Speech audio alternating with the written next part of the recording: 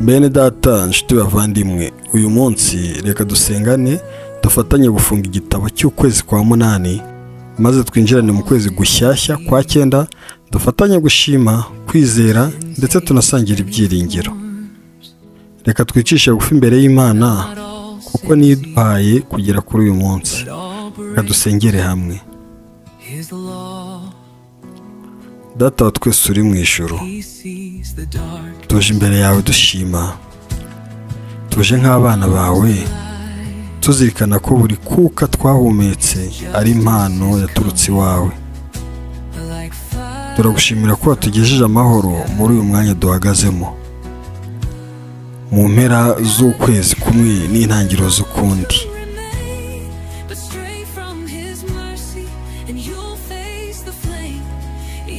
Nyagasani, turagushimira ukwezi kwa munani kwarangiye. Ntabwo buri gihe byari byoroshye, ariko twagendanye n'imbabazi zawe. Turagushimira iminsi y'ibyishimo n'iminsi yo guseka waduhaye mu kwezi kwa munani.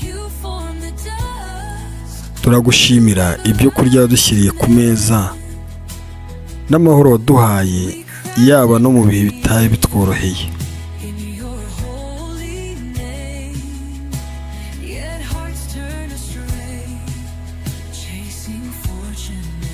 Bamwe muri twe bararwaye ariko ntiwahwemye kudukiza.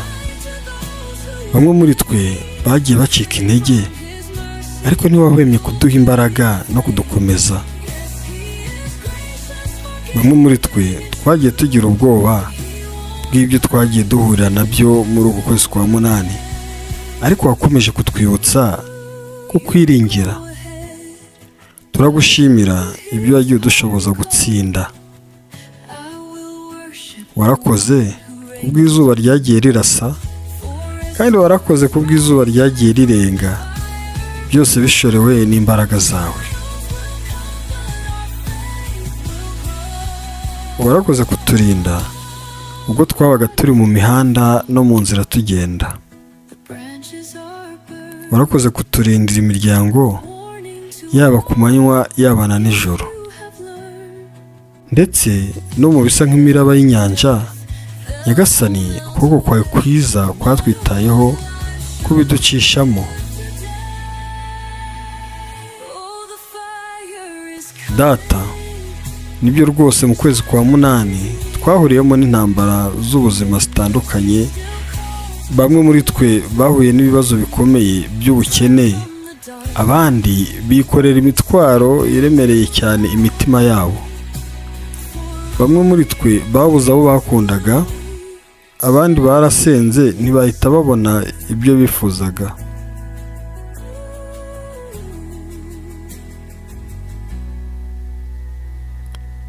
Ariko Nyagasani, duhamya neza ko utigeze udusiga twenyine. Amarira yose twarize ntidushidikanya ko wayabonye. Imibabaro yose twababajwe warayumvise, ku buryo kuba tugeze mu kwezi kwa cyenda tukiriho ni ku buntu bwawe.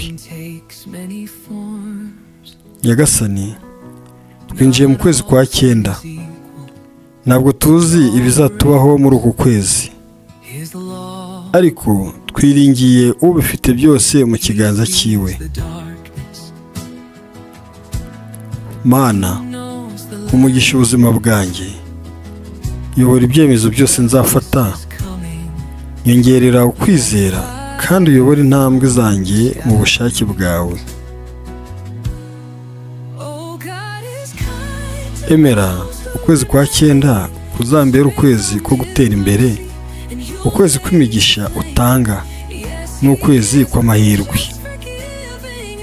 Kura inzitizi mu nzira nzanyuramo, kandi unkingurire imiryango y'amahoro no kunguka biguturukaho. Data mwiza, kiza umuryango wanjye imbere yawe. Umugisha buri umwe muri wo, uhereye ku muto ukageza ku mukuru.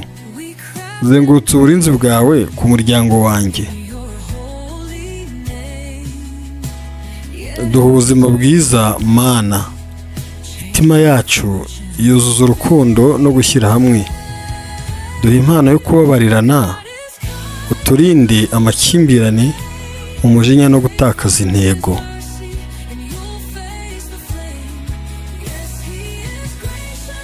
Haza kwifuza kwacu muri uku kwezi dutangiye kwa 9. Abarwayi ubakize, abafite ubwoba ubahumurize, ubahe amahoro. Reka imiryango yacu ibe ubuhamya bwo kugira neza kwawe muri uku kwezi kwa 9. Reka imiryango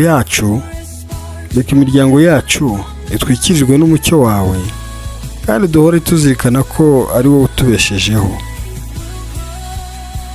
Nyagasani, dushyize igihugu cyacu mu biganza byawe. Ni wowe Mana y'amahanga yose. Atari wowe nta gihugu cyabaho. Umugisha abayobozi b'igihugu cyacu, ukomeze ubahe ubwenge n'ubushishozi. Bahe gukorera abo bashinzwe mu butabera ndetse no mu bugwaneza.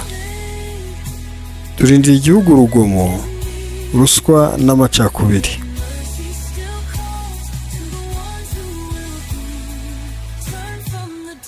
Komeza uduhe amahoro mu midugudu dutuyemo.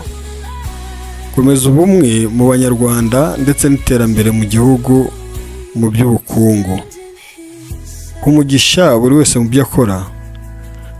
Abahinzi mu mirima yabo, abakozi mu mirimo yabo, abanyeshuri mu masomo yabo. Nyagasani, reka ukwezi kwa 9 kuba ukwezi kw'ibyiringiro ku gihugu cyacu.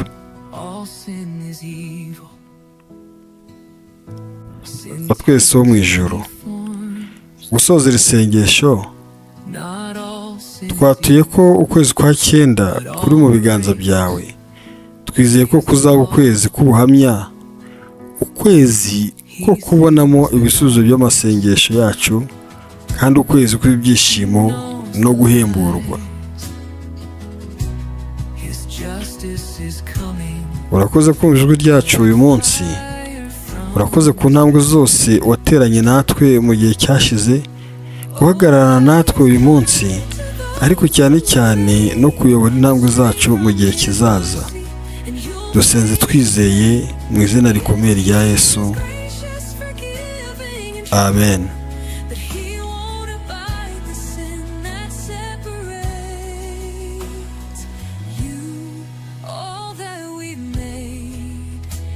Because of your hand, you formed the dust, you gave